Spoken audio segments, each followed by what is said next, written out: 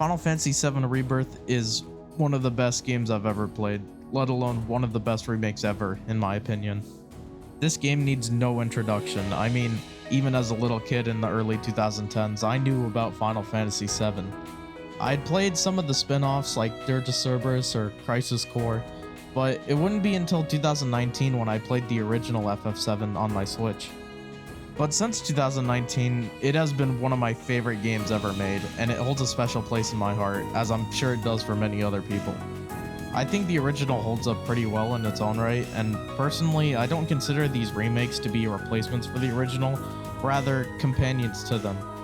Both FF7 Remake and Rebirth, while they cover most of the same material, are fundamentally different experiences. I mean, look at these two and tell me that they're the same game.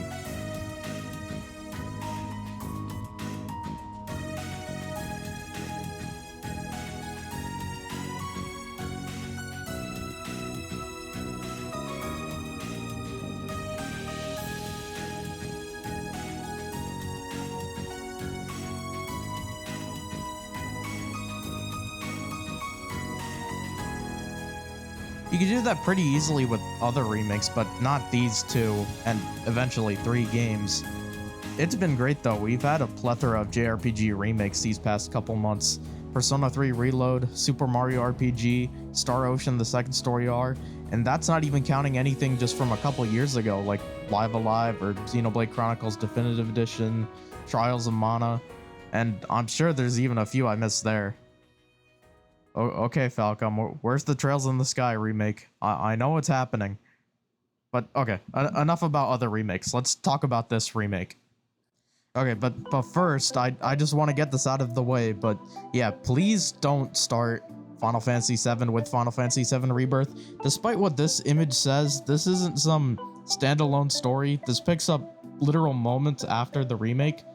And obviously these two games were originally one game, and I mean, you wouldn't want to start a game having a save slot with already 40 hours in it. So pick up Final Fantasy VII Remake, play through the game as well as its DLC, then come back here, because while this video is spoiler free, I'm gonna assume you have played through the first game and its DLC, and just to make things clear throughout this video, I'll refer to the first game as Remake and this game as Rebirth. The gameplay you'll also be seeing in the background is my hard mode run, but again, there's no spoilers, so don't worry about that. There's also a patch that improves performance that came out while I was playing the game, so to make it easy, anytime you see the characters wearing swimsuits, means that it has the performance patch. Okay, with all that out of the way, let's get into the video. Okay, so the story here stays pretty accurate to the PS1 original game, which surprised me a little. I know that's kind of weird saying that, but like where Remake ended, I thought it would be more different. That's not really a complaint, that's just me saying that. And while I enjoyed the way parts and especially characters of Remake were more fleshed out, the pacing definitely suffered as a result. Here though, everything flows a lot better, and to be clear, it took me about 90 hours to beat this game with side quests, which is definitely longer than it took me to beat Remake, which was about 40 hours with side quests, I believe. So yeah, this game is essentially double the length of Remake, and I appreciate that a lot, especially since this game is $70. That aside though, the game's story here is fantastic. I mean, that's to be expected when you're remaking one of the most beloved games of all time, but the way the story here is fleshed out is amazing. It feels like every single character gets their time to shine and has their own arc. Well, except Yuffie, but she'll get her major arc in the next game, I'm sure of it. With how both Remake and Rebirth expanded on areas from the original, I can only hope Wutai is expanded in the same way, considering how underdeveloped it was in the original. Something that I also thought was underdeveloped in the original was the party's friendship. Rebirth gives us plenty of moments to remind us how close the group is after all they went through in the first game. Like Aerith and Tifa's friendship, or the way Barrett and Yuffie treat each other. The game does such a good job of these guys feeling like friends, like family even. Like the way they react to Cloud's comment after Vincent joins the party. Another loner. As if one wasn't enough of a pain in my ass. Yeah, one's more than enough.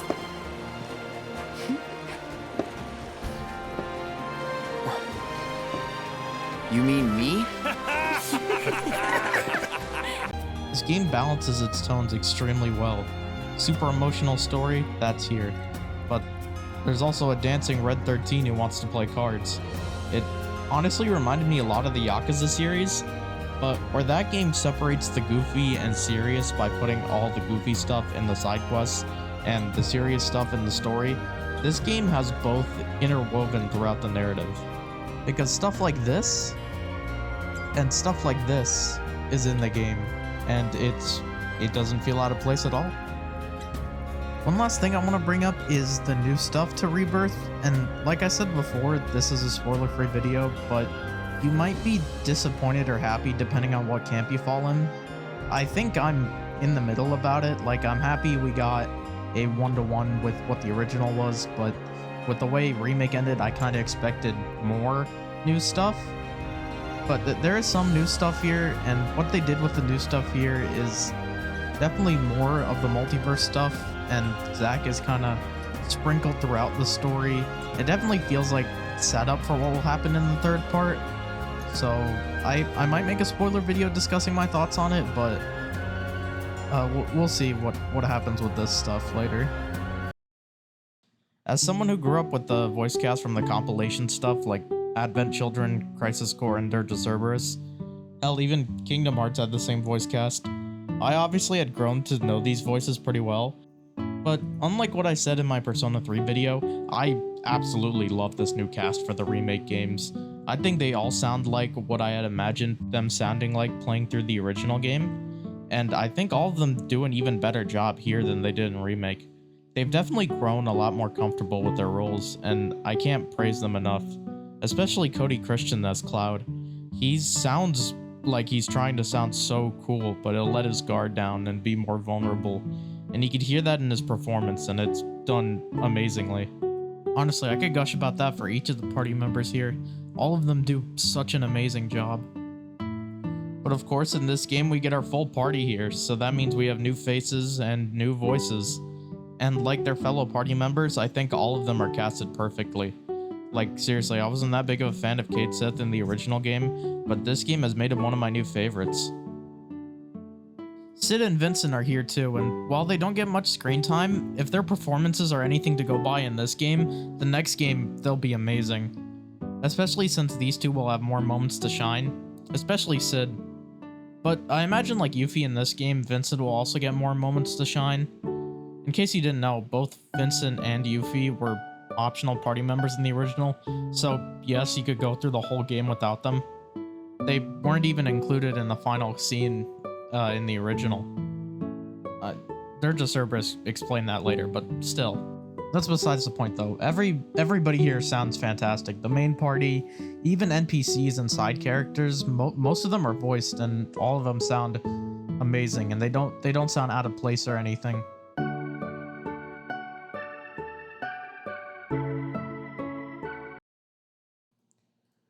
With Remake being a pretty linear game and this one being full-blown open world, I think they successfully recreated the feeling I had in the original after leaving Midgar, with this huge, expansive area to explore after being confined to that city for so long.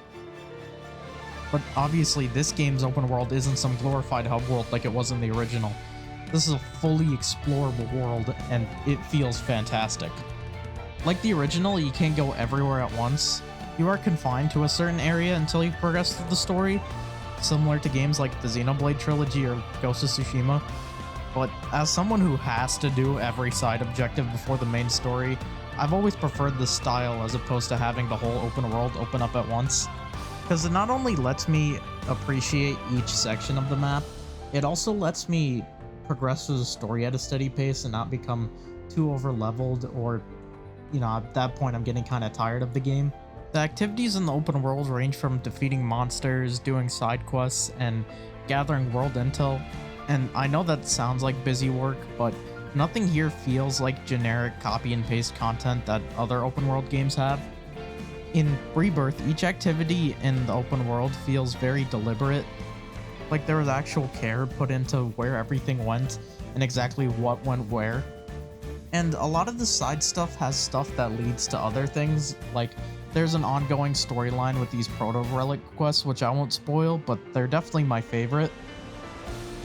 Exploration is also fantastic. You'll start out with chocobos, but will get other means of transportation as you progress through the story. Of course, none of that will be spoiled here, but rest assured, all of them are pretty fun to use. And I'm curious to see how the final vehicle we'll get will be fully realized in the third part. Okay, so the open world is great, but what about the combat? Well, the real-time strategic hybrid combat returns here. I don't know if it has an official name, I'll just call it that. Personally, I was a big fan of Remake's combat and thought it didn't need much improving, and then I was proven wrong. But before that, I want to talk about the 2 new characters you get control of in this game. I'm going to assume you have played Remake, so I don't think I need to explain the entire combat system, but the new characters, those being Red 13 and Kate Sith, are both fantastic additions to the game. They both keep what made them unique in the original, with Red being focused more on physical attacks and Kate Sith being more of a wildcard type of character, though the randomness is turned down here for Kate Sith, which makes sense considering the combat style Rebirth has.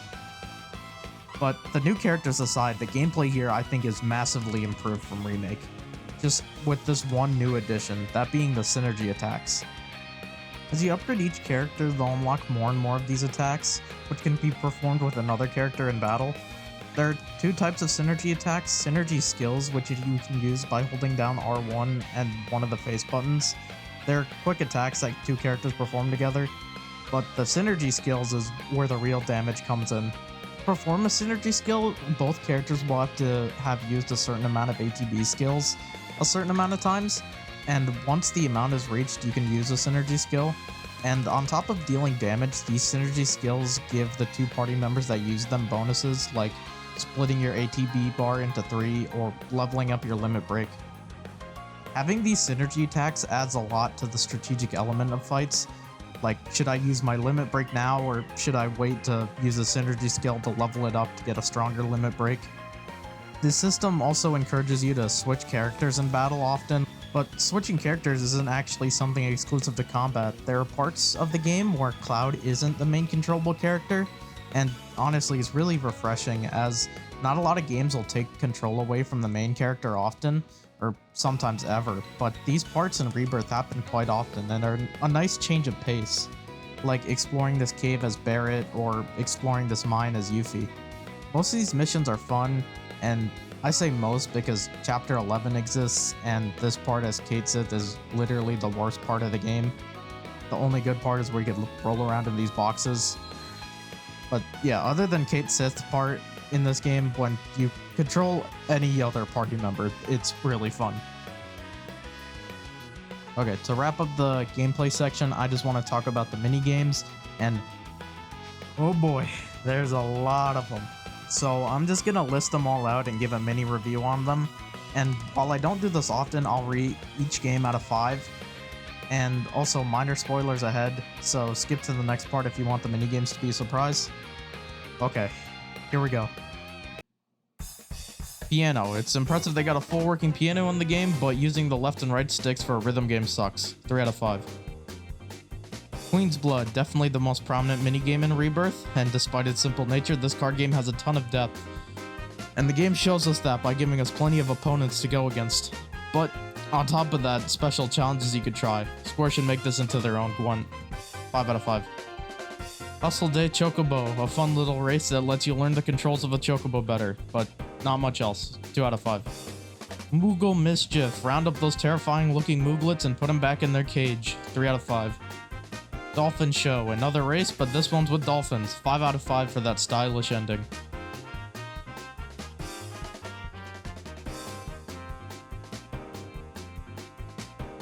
Fort Condor, the same Fort Condor that was an episode intermission, but this time with some new additions and changes that may or may not make it worse, depending on how you feel about it. 3 out of 5. Junon Parade, another rhythm game, but this one uses buttons. I retried like 15 times to get this perfect. 5 out of 5. 14 wasn't the only Final Fantasy game to get a Fall Guys crossover. 4 out of 5.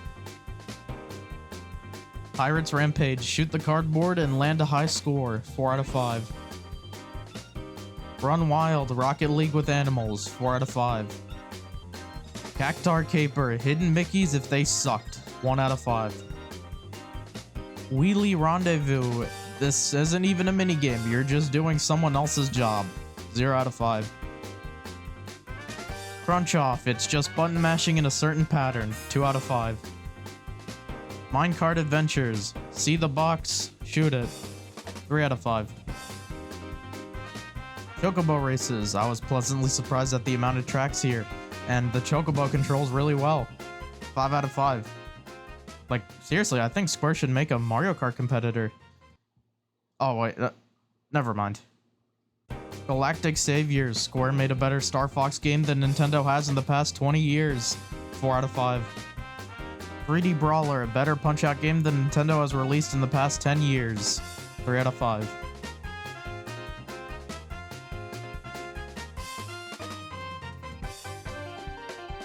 G-Bike, that part in Remake and the original, but a bit worse, 3 out of 5. Desert Rush, another minigame from Remake, but with a different map, 4 out of 5. Musclehead Coliseum, this minigame would be a 5 out of 5 because the combat in this game is that good. But this level with the Tonberries exists, so 4 out of 5. Cactar Crush, an okay puzzle battle that overstays its welcome, 2 out of 5. Glide de Chocobo, this one sucks because I played it when you couldn't look down. And it doesn't even explain that you can do the thing from Batman Arkham. So, 0 out of 5. Ears and Gambits, a better version of Fort Condor, 5 out of 5. Okay, we're done with the minigames. Let's move on to presentation. I don't think it needs to be said, but yeah, this game looks fantastic. I was already impressed about the level of quality that Remake's linear environments have, and to see that same level of quality transferred to Rebirth's open world, there's just nothing I can say about it. It is really impressive. That said, there is some pop-in here or there even after the patch, but it's not really that immersion breaking or anything, it's just something I did notice. But I did play on performance mode, and I never got any frame drops while playing on the performance mode before the patch and after the patch.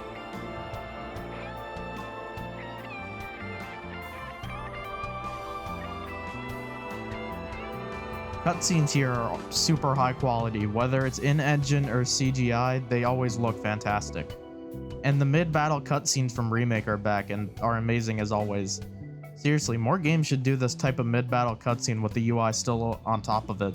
I don't know what it is about it, but I love these so much, and I'm glad they keep doing them here. While we don't know the exact budget of this game, in an era where games like The Last of Us Part 2 cost $220 million, and Spider-Man 2 cost $300 million to make, which is, by the way, more than any Spider-Man movie cost to make ever. Whatever money they spent on this game was money well spent in my opinion. And honestly, I have a sneaking suspicion that this game's budget was less than those two. We also have single-player studios making live service games to monetize their game past its initial price tag, or selling in-game items for real money, or cutting content from a previous release and selling it as DLC, or just being unplayable at launch. As well as the fact of layoffs and studio closures, the fact that we have a game that came out this complete, playable at launch, without any microtransactions and an insane amount of content is impressive. Now, should Rebirth be praised for this? Yes, but this should be the standard for any AAA game.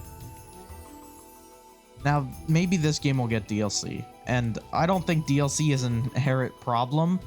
You know, there's plenty of good games that have had complete releases as well as complete DLC.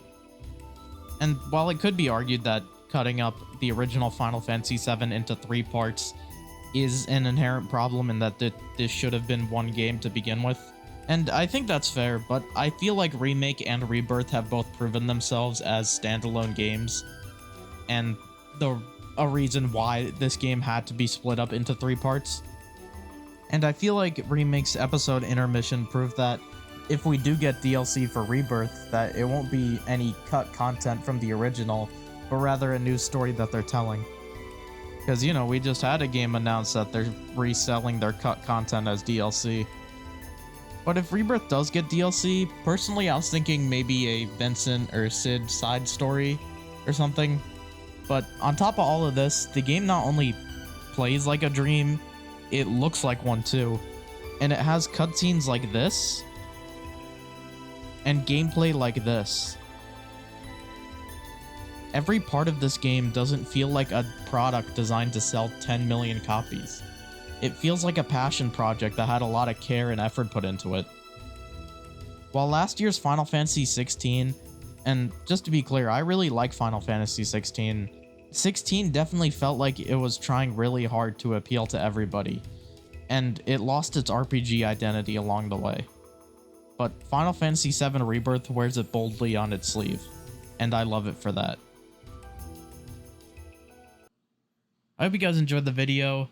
I'm trying to upload every 2 weeks, but I'm not sure how well I'm gonna do with that. Just, you know, I'm trying to figure out how to manage school, this, and actually finishing the games I want to talk about. But the next video, I think I will do the FF16 DLC, because that'll come out probably a day after, or maybe the day of this video comes out. I also want to do a video on Stellar Blade, since that's about to come out. But I think the video after that one, it'll definitely take me a while to make it, just because I've already written only like half the script, and it's about as long as the script for this video was. So I will be delving into full spoilers with that game, but I'll keep it a surprise until then. So subscribe to see what's gonna happen next. Thank you so much for watching. I am so bored right out of my brain. If I don't die first, that y'all go insane. 'Cause I've got nothing else to do. I'm stuck here wasting time. But just wait, oh materia, I'll get back on the road and make you mine.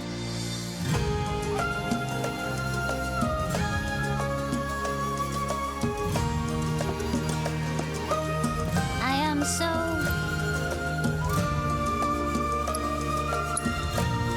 Nice song. Funny, too. You wrote it yourself? Finally, someone recognizes my genius. Indeed, the amazing Yuffie is also a top-tier lyricist. Oh, I've got another song. Want to hear it? Sure. Here goes. I'll search high and low till I've gathered them all. I'll have orbs piled up about 1 billion feet tall. I'll have so much materia, I won't know what to do. But until I can make you mine, I'll just patiently wait.